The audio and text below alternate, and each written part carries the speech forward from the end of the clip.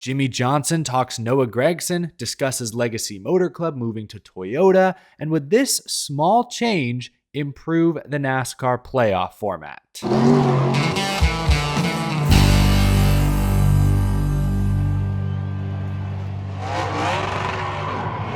How's it going, y'all? My name is Eric. Welcome to Out of the Groove. Lots to get to today on a Monday, but first, this episode is sponsored by Prairie City Bakery and their Ooey Gooey Butter Cakes. They're the ultimate race day treat. These decadent cakes are like a victory lap for your taste buds, delivering a rich, buttery goodness that'll make you celebrate with every bite. Whether you're heading to the track or cheering on from home, you can find Ooey Gooey Butter Cakes conveniently located at convenience stores nationwide. You won't want to miss out on this irresistible race day delight. Grab a few Ooey Gooey Butter Cakes and make your race day snacking a big win. Head to pcbakery.com. Link is in the description to learn even more. I think I'm a bigger Legacy Motor Club fan than most these days. I get that many view the team as polarizing. Not everyone loves how GMS moved in last season. Richard Petty became more of just an ambassador. Jimmie Johnson buying into the team this year, bringing in new people. Suddenly the team's performance dips. Then the team announces they're leaving Chevy and will join Toyota next season. And then most recently, the controversy surrounding Noah Gragson. For one reason or another, yeah, this team is polarizing to many. But I still believe, and I said this last week, that Legacy Motor Club will be a quality team next year. I believe that Maury Gallagher and Jimmie Johnson are the right combination of business, of racing, of experience, of youth, and excitement. Legacy was at the bottom of the Chevrolet pecking order this season. Next year,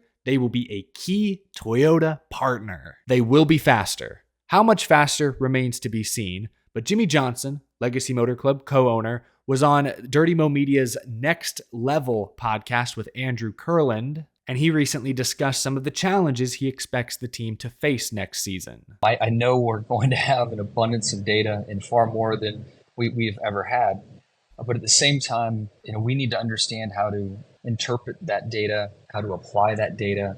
It's going to take some time to find our groove and certainly find personnel that knows what we need and then can also work with some new systems. We've been in a different lane with GM and their tools and software, and Toyota has their own tools and their own software. So there's a learning process there that we'll go through as well. Jimmie Johnson went on to say that there may be some bumps in the road, but he still believes Legacy Motor Club will eventually become a championship contending organization. Look, I think those comments are indicative of the new NASCAR we find ourselves in. And it's not just NASCAR, it's other sports as well.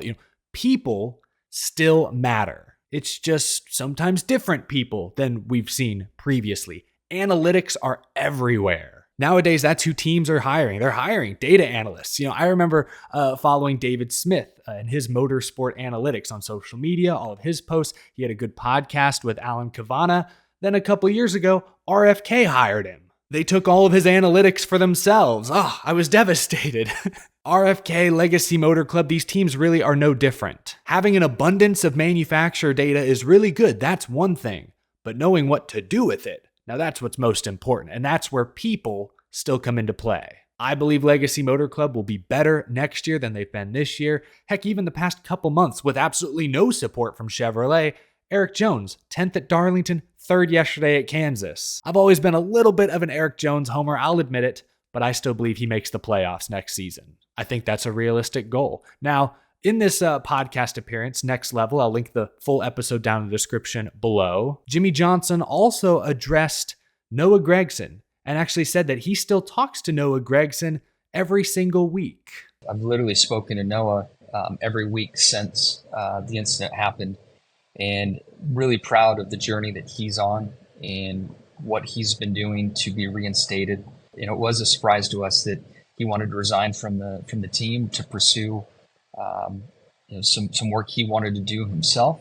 Literally speak to him once a week, and I'm so proud of him and the journey that he's on, and I think he'll be back stronger than ever, in a short amount of time. I get what they're trying to do, but man, I wish Legacy would stop pretending that Noah left the team solely on his own accord. There were reports out there before the social media ordeal that Legacy, more specifically Toyota, were considering replacing him with John Hunter Nemechek. Noah was out at the end of the year no matter what. He'd been suspended by the team, suspended by NASCAR. He really only had one decision. But that being said, and that's not really important, I am glad that Jimmie Johnson, supposedly, is still in touch with Noah. One thing Noah Gragson needs now more than almost anything else is guidance. Guidance from someone who's been on the grind. Guidance from someone who took care of himself better than any driver I can think of the past 20 years. Guidance from someone Noah respects, someone that commands respect no matter where he goes. I hope that it makes a difference. Jimmie said in this clip that he's proud of Noah Gragson, thinks he's grown a lot recently.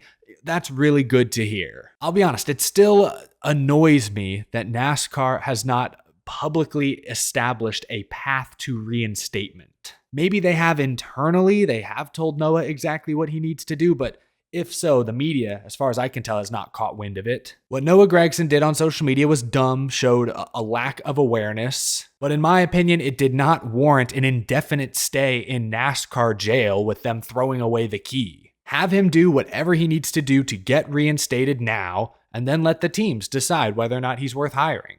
I understand NASCAR doesn't want to talk about Noah Gragson right now when they've got the playoffs in full swing, but that's what needs to be done. It's what should have been done, honestly, probably a few weeks ago. As for Noah Gragson's future, his name continues to pop up amongst fans when talking about silly season.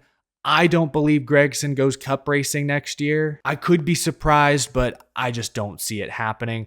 I do hope Noah is racing something. Xfinity, trucks, wherever. He's too good to not be racing.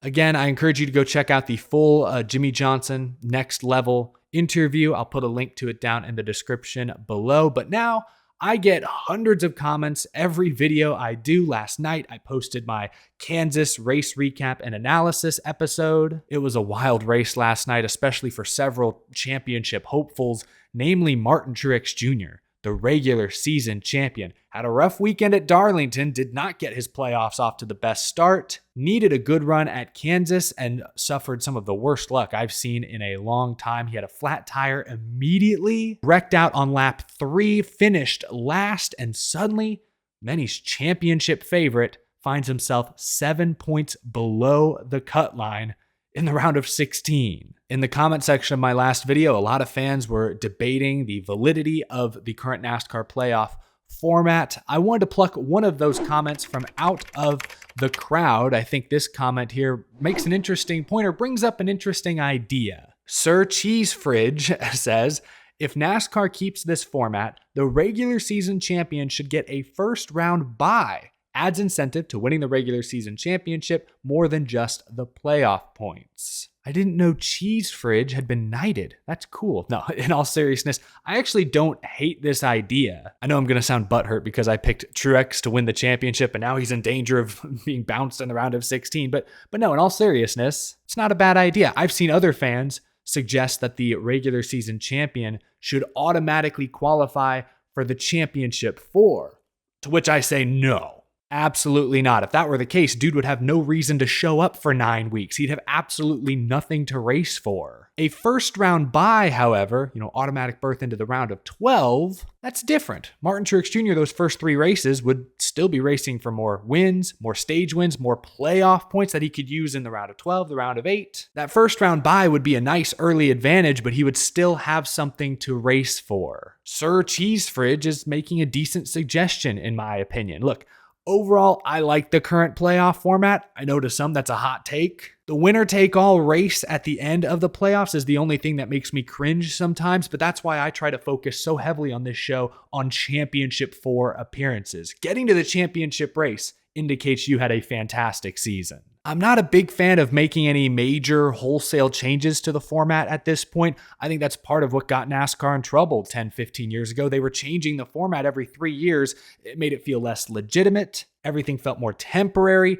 and I think that hurt fan support. Stick with one format long term. That's what NASCAR seems to be doing now, finally. But thank you for the comment, Sir Cheese Fridge. And thank you to everyone who leaves comments on these videos. If you leave a comment under this video, there's a chance I'll address it in the next Out of the Crowd segment. One final topic I want to address briefly before we get out of here. NASCAR free agency is in full swing. Kaulig Racing is a team with potentially 2 open Cup Series seats that need to be filled. A few weeks ago, team president Chris Rice teased that their plan for the number 31 car would surprise people. It sounds like we may find out their plan at the end of this week. Chris Rice told frontstretch.com this weekend, quote, "We're looking at Bristol. We're hoping to tell everybody exactly what we're doing at Bristol. That's what we're pushing for, so it's going to be really exciting." I have no idea who they're going to choose. It could be an in-house driver like a Daniel Hemrick, who's won an Xfinity Series title. He has a year of Cup Series experience. It could be an outsider like a Carson Hocevar, who Dale Jr. teased on the broadcast this weekend will likely skip the Xfinity Series and go straight to Cup next season. It could be someone else entirely from the Trucks or Xfinity Series.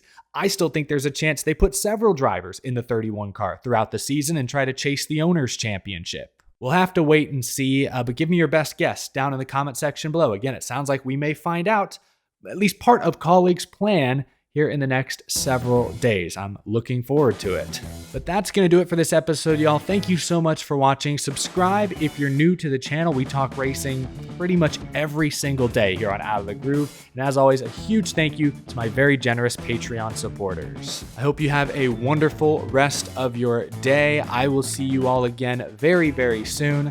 Thanks again for watching, y'all.